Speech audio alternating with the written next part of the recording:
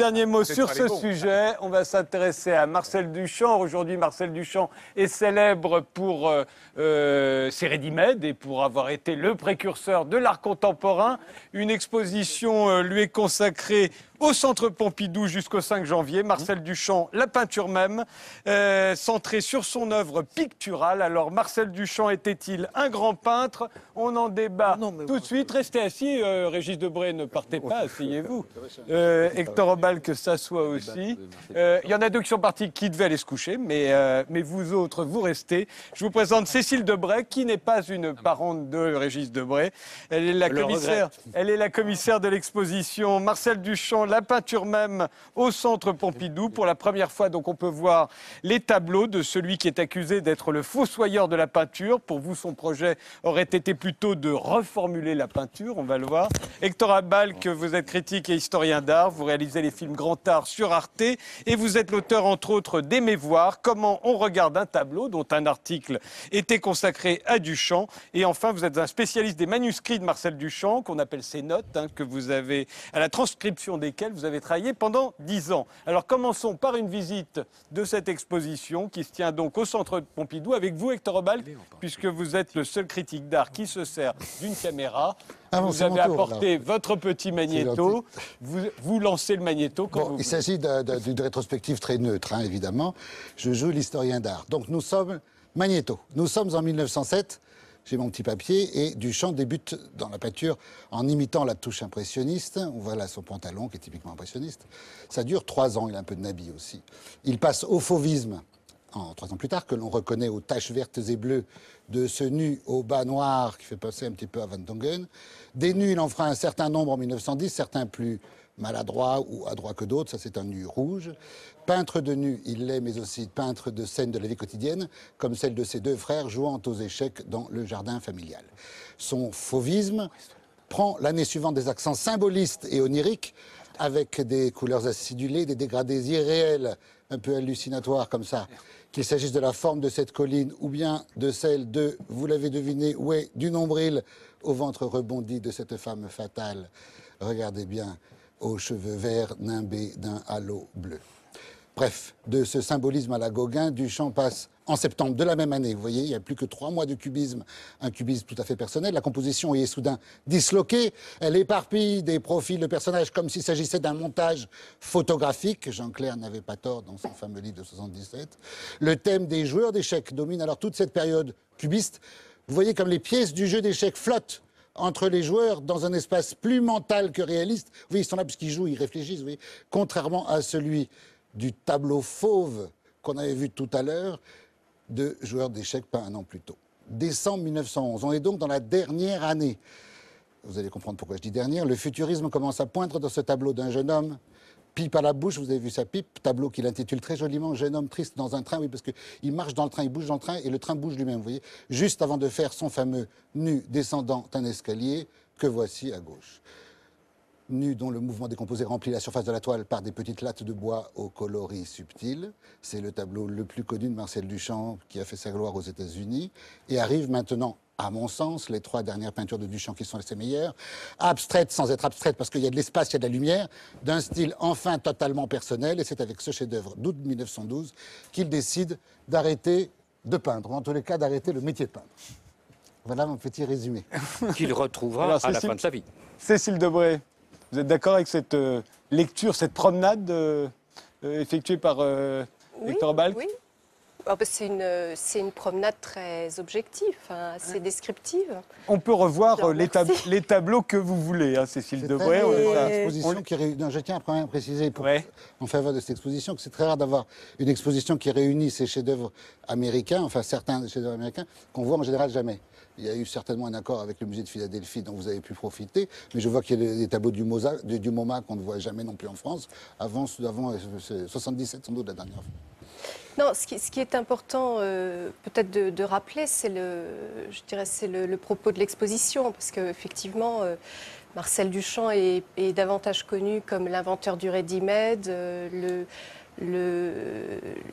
celui qui a posé des moustaches sur la Joconde et à qui il a accolé l'acronyme LHO au cul. Donc il est beaucoup plus connu comme un iconoclaste ou comme un père de l'art conceptuel et beaucoup moins comme un peintre. Or, il a commencé comme peintre. Et il me semblait important de rappeler non pas, je dirais, la carrière de peintre de Marcel Duchamp comme une sorte de réhabilitation,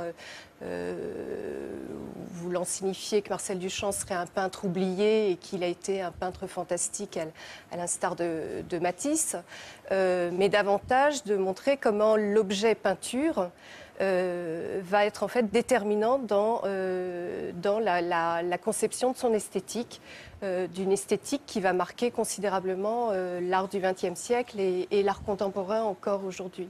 Donc l'exposition, elle est assez fouillée, elle est assez particulière parce qu'en fait, plutôt que de montrer le parcours en rassemblant ces peintures, ce qui était déjà, je dirais, un événement en soi, puisqu'effectivement, j'ai pu rassembler l'ensemble des peintures qui sont conservées pour la plupart au musée de Philadelphie, mais également aux États-Unis et dans le monde entier. Mais le parti pris qui me semblait, moi, plus intéressant, c'était de replacer ces peintures dans le contexte de source où elles ont été réalisées. C'est-à-dire comment le jeune Marcel Duchamp se forme, se construit. Par exemple, la femme au bas noir qu'on voit là, vous l'associez à l'Olympiade Manet. Oui, parce qu'il rappelle qu'en 1905, il découvre, comme tous les jeunes de sa génération, au Salon d'automne, le scandale fauve, donc les peintures de Matisse, de Derain, de Vlaminck, qui étaient des petites pochades très colorées et qui ont fait scandale à l'époque. Mais surtout, et on l'oublie souvent, c'est que lors de ce même salon a eu lieu la première grande rétrospective de Manet. Et Manet, c'est vraiment une figure emblématique. Beaucoup d'historiens d'art depuis l'ont placé comme le père de la peinture moderne, parce que Manet va poser cette équation de la peinture, de l'érotisme, du regard et de l'acte de voir et de l'acte du regardeur. Et ça, cette position très forte de Manet, elle est extrêmement sensible dans ce que va ensuite développer Marcel Duchamp. Alors, il y a quelques associations qui sont intéressantes. Ce paysage, par exemple, vous l'associez avec Kandinsky. Oui. Une peinture de Kandinsky qui avait 3 ans auparavant. Le baptême, la suivante, c'est très frappant. Vous l'associez avec la danse de Matisse, qui a été peinte. C'est Duchamp lui-même qui rappelle qu'il a été tout à fait frappé. Mais vous l'associez dans l'exposition, voilà. J'entends, à la danse de Matisse peinte une année juste avant. À propos de la jeune sœur, voilà. Alors là, il y en a pas. Alors ça, non, c'est une des toiles, dans le parcours que vous avez présenté, c'est une des toiles, des premières toiles cubistes. Et ce qui est frappant, c'est qu'effectivement, Marcel Duchamp, il est très connu pour son tableau Nu descendant l'escalier, qui a fait scandale, qu'on va voir tout de suite, voilà, aux États-Unis, à l'Armory Show. Mais on oublie bien souvent qu'en fait, Marcel Duchamp, il a rejoint le cubisme très très tardivement par rapport aux autres artistes de sa génération, parce qu'en fait pendant ces années-là de développement du cubisme, Marcel Duchamp regardait vers le symbolisme, qui était un mouvement totalement on va dire dépassé dans ces années-là, dans les années 1910. Et donc plutôt que de se prévaloir de Cézanne, c'est par exemple Odilon Redon, Beucline, des artistes qui à l'époque paraissaient quand même assez démodés, qui fascinaient Marcel Duchamp. Hector Balk, un autre magnéto. Si vous voulez, juste la question, c'est que j'ai bien compris. Vous êtes d'accord pour dire que c'est très inégal comme peinture? J'ai cru comprendre ça. Quand vous dites, oui, c'est pas les œuvres elles-mêmes qui comptent, mais c'est le fait qu'elles destinent à autre chose, c'est bien que vous trouvez la peinture. Et moi... Non, parce que je parle à une vraie, je tiens à le préciser, à quelqu'un qui connaît la peinture. Ce qui est très rare chez les Duchampiens, voyez-vous. Merci. Donc, elle a même fait une exposition de Gilles Ayot, qui est un des meilleurs peintres qui soit, à l'époque où personne s'y intéressait. Donc, vous qui avez fait Matisse, qui avez fait Lucien Freud, etc., je vous pose la question, vous trouvez que c'est un grand peintre ? Non, je ne trouve pas que ce soit un grand peintre, sauf pour quelques tableaux. Les tableaux que vous avez d'ailleurs mis en avant, comme La Mariée ou Le Roi et la Reine traversés par les Nuits. Mais c'est sans doute l'un des peintres les plus intelligents du XXe siècle. Phrase d'André Breton. Bon, alors je vais aller dans votre sens. Moi, je suis un peu de votre côté, sauf que je serai un peu plus sévère plus tard. Quels sont les meilleurs tableaux de Marcel Duchamp? Je me permets d'en faire une critique positive. Et oui, parce qu'il y a un moment, on doit juger un artiste sur son meilleur, même s'il a fait 100 croûtes, 1000 croûtes ou 4 croûtes. C'est pas grave, l'important, c'est pas une moyenne. Un artiste tient que par ses chefs-d'œuvre, n'est-ce pas? Et on est parti... Sur le Magnéto. Magnéto 2. Oui, vous voyez, dans ce tableau-là, parce que... Ah oui, pardon, est-ce que tu peux arrêter, Nicolas? Juste, je pose une question. Il faut dire que les tableaux de Marcel Duchamp sont incroyablement charmants grâce à leur titre. Le roi et la reine, entourés de nus vite, avec un S à vite, comme si c'était un adjectif, c'est très inventif. On voit le tableau Magnéto et on se dit, mais où il est le nu? Où il est le roi? Où il est la reine? Et c'est quand même très joliment fait, vous voyez. Et là, je regarde cette nuée au milieu, là, entre le roi et la reine, de viscères, de bois. On ne sait pas très bien, figure de nu qui file en vitesse, c'est ce que je sais, moi, le long d'une diagonale serpentine. Et personne n'en sait plus que moi, ne croyez pas, hein, je suis un spécialiste. C'est-à-dire que Duchamp met au point une abstraction tout à fait paradoxale, car elle est pleine de volumes organiques et mécaniques. Dans ce tableau-là, on voit les trompes, on voit les mandibules, on voit les osselets d'un organisme inconnu qui s'appelle ironiquement marié. Vous voyez, c'est une femme. Tout son corps se met en branle dans un espace architecturé, avec des teintes superbes, la beige, saumon, vert de gris, qui éclaire une lumière incroyable. On ne voit jamais une lumière aussi belle dans un tableau abstrait. C'est un tableau gracieux, énigmatique, surréaliste avant la lettre, mais sans l'anecdote et la vulgarité du surréalisme. C'est en tout cas mon avis. Hélas, c'est son seul bon tableau. Et ça, c'est un problème. Non, c'est pas du tout un problème. Moi, je pense pas que ce soit son seul bon tableau. Il en a fait plusieurs, mais peut-être en les présentant comme cela, on voit bien que ce sont des tableaux qui sont très hermétiques. C'est très difficile de comprendre ce qui est représenté dans ces tableaux. Et j'ai tenté, en tout cas dans le parcours de l'exposition, de donner des clés de lecture de ces tableaux.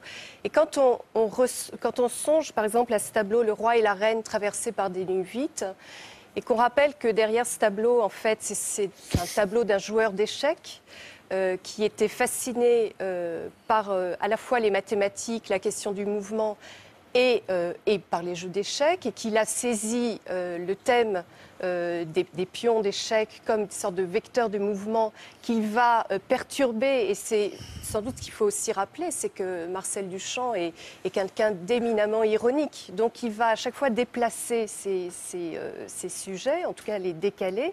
Et donc le roi et la reine, qui sont des vulgaires pions d'échecs, deviennent des figures sexuées pour représenter une lutte d'amour. Donc si on n'a pas je dirais cet univers poétique, humoristique et ces références qui sont glissées de manière très subtile dans les titres, on passe à côté des œuvres de Marcel Duchamp. C'est pour ça que j'ai voulu vraiment montrer, en mettant en avant les sources, mais les sources également intellectuelles, les sources poétiques, parce qu'il y en a énormément. Là, Marcel Duchamp reprend, je dirais, une dimension charnelle, une dimension poétique et une dimension, je dirais, presque fascinante. C'est vraiment le Léonard de Vinci du XXe siècle. Quel est votre avis sur le grand verre? Sur le grand verre, mon avis... Ça occupe quand même... Il faut montrer le grand verre, parce que sinon... Oui, oui, pardon. Régis Debray, je voulais avoir son avis sur... Non, je trouve que votre exposition est intéressante parce qu'elle fait penser au mot de Malraux. On n'est pas artiste à 15 ans. Et il faut bien comprendre que Duchamp est arrivé à l'urinoir. Mais que le problème, c'est que beaucoup de gens, après, sont partis de l'urinoir. C'est-à-dire que l'urinoir, c'est la peinture assimilée, déconstruite, surmontée, mais tout de même dominée. Donc, il a traversé tous ces styles, Cézanne, Seurat, même l'impression, qui n'était pas lui. Il s'est trouvé tard. Mais malheureusement, quand il s'est trouvé, il est devenu tellement intelligent qu'il n'a plus envie de faire de la peinture. C'est-à-dire qu'il a un peu dédaigné la térébenthine pour devenir un formidable théoricien qui a mis en question, je dirais, aussi bien l'histoire de l'art que l'art lui-même en tant qu'idée. Et donc, je trouve ça très important de savoir que les grands peintres ont une adolescence et que cette adolescence n'est pas eux. Mais que s'ils n'avaient pas eu cette adolescence, ils ne seraient pas devenus ce qu'ils sont. Oui, oui. Hector Obal, vous parliez du Grand Vert, on va peut-être aller le voir avec vous. Alors peut-être avant d'aller... Ah bon, alors d'accord, on va au Grand Vert. Allez. Attendez, alors je suis obligé d'introduire la chose. Il faut quand même se dire que tous les tableaux qui s'arrêtent en 1913, après, donnent lieu à des tas d'œuvres sur verre, sur papier, sur ceci, sur cela, qui sont comme des brouillons, comme des petits morceaux d'un grand tableau qui ne sera jamais achevé et qui s'appelle Le Grand Vert. Et ce Grand Vert a un titre magnifique qui s'appelle « La mariée mise à nu par ses célibataires même ». Titre qui veut a priori rien dire, mais pas tout à fait. On voit bien que la mariée, c'est après le mariage, les célibataires, c'est avant le mariage, le pluriel contre un singulier, et surtout ce possessif génial. Ces célibataires, vous voyez, comme si un célibataire pouvait appartenir à quelqu'un. Donc il veut vous dire que c'est complètement métaphysique et que c'est complètement dingue. Et quand on voit le tableau, on est un petit peu déçu. Je me permets de vous le montrer. Sauf quand on lit son analyse par Jean Clair. J'y viens. Donc, pour que tout le monde comprenne, Magnéto, Le Grand Vert est une peinture sur verre intitulée, je viens de le dire, La mariée mise à nu par ses célibataires. La mariée est censée être en haut, vous voyez, mais tout ça, on est censé être. Il est absolument impossible de comprendre quoi que ce soit à ce tableau si l'on n'a pas lu les délicieuses notes, avant de lire Jean Clair, qui font la description littéraire et technique. Vous voyez là, le petit schéma là qui montre la mariée en haut et les célibataires en bas, c'est une note parmi d'autres. Les célibataires tentent de mettre à nu la mariée par toutes sortes de stratégies. La mariée est en haut, hein, il faut le comprendre, il faut me croire sur parole. Vous aurez reconnu un détail repris de la peinture de 1912 qu'on a vu tout à l'heure. Le Grand Vert a été laissé inachevé par Duchamp en 23, et tout le jeu des Duchampiens comme moi, vous voyez, comme vous aussi, consiste à le compléter par l'imagination à la lecture des notes que Duchamp a laissées elle-même inachevées. Mon problème à moi, c'est que quand je suis dans l'exposition et que j'entends, vous voyez, ce son-là, il y a un moment, il va y avoir un son, il va y avoir un type, là, on se voit dans chez Rennes. Regardez. Une poussière de 3 ou 4 mois et essuyez bien autour, de façon à ce que cette poussière soit une sorte de couleur. Mon problème, vous voyez, c'est que, enfin je vous dis pour avoir travaillé 10 ans à la transcription de ces notes, je suis sûr qu'en écoutant la lecture de toutes ces notes et en les voyant dans une exposition, le spectateur, même cultivé, ne peut se sentir que snobé par cet étalage de manuscrits. Et là, il y a un vrai problème qui n'est pas votre problème. Je veux dire, c'est pas votre faute. Je veux dire, quoi qu'il arrive, c'est même pas la faute à Duchamp. C'est que ce n'est pas une œuvre qui se montre, c'est une œuvre qui s'étudie. Et ça, c'est un gros problème. Parce que personne ne peut comprendre. Hein. Est-ce que vous êtes d'accord? Oui, tout à fait. Je pense que d'ailleurs c'est le défi que j'ai tenté de relever. C'est-à-dire que... Non, j'espère que le public ne se sent pas snobé. C'est tout l'inverse. C'est-à-dire que c'est quand même une des œuvres qui a été la plus commentée par les historiens d'art, par les philosophes, par les esthéticiens de toutes sortes. Et cette œuvre, il faut quand même un peu la désacraliser, si je puis dire, c'est-à-dire en donnant les moyens au public de comprendre de quoi il s'agit. Depuis le temps qu'on en entend parler, autant la voir. Autant la voir. Et en plus, c'est une réplique qu'on voit, puisque l'original ne peut pas bouger. Autant la voir, mais... mais je vais vous répondre sur la question des notes, parce que... Ouais. C'est tout de même fascinant de voir un artiste qui s'est dit très vite une sorte d'anartiste qui aurait rompu avec l'art et qui va passer plus de 10 ans à préparer cette œuvre qui se veut comme une reformulation de la peinture et qui aboutit soit à une sorte de chef-d'œuvre inconnu à la Balzac, soit à une sorte de constat d'échec, effectivement, par rapport à la peinture, puisqu'il va la laisser inachevée en 1923. Mais quand on sait qu'après la mort de Marcel Duchamp, on a découvert sa dernière œuvre, qui s'appelle « Étant donné », numéro 1, la chute d'eau, numéro 2, le gaz d'éclairage, qui reprend une des notes préparatoires pour le Grand Vert, et que cette œuvre, il l'a préparée pendant 20 ans dans le plus grand secret dans son atelier new-yorkais, alors qu'on l'interrogeait comme le chantre, je dirais, du non-art, enfin de la remise en cause de l'art. Et du refus de la térébenthine. Exactement. Alors qu'il fait de la térébenthine. Alors qu'il est en plein dedans, enfin qu'il est vraiment dans la construction d'une œuvre secrète, d'un chef-d'œuvre. Ouais. Ce sont quand même un geste, ou en tout cas une personnalité qui est absolument fascinante. Alors, il y en a une qu'on n'a pas vue, je vous propose de regarder votre dernier magnéto, c'est Elle a chaud au cul. On l'a pas vu. Juste pour montrer, est-ce que je peux juste faire un commentaire sur le Grand Vert?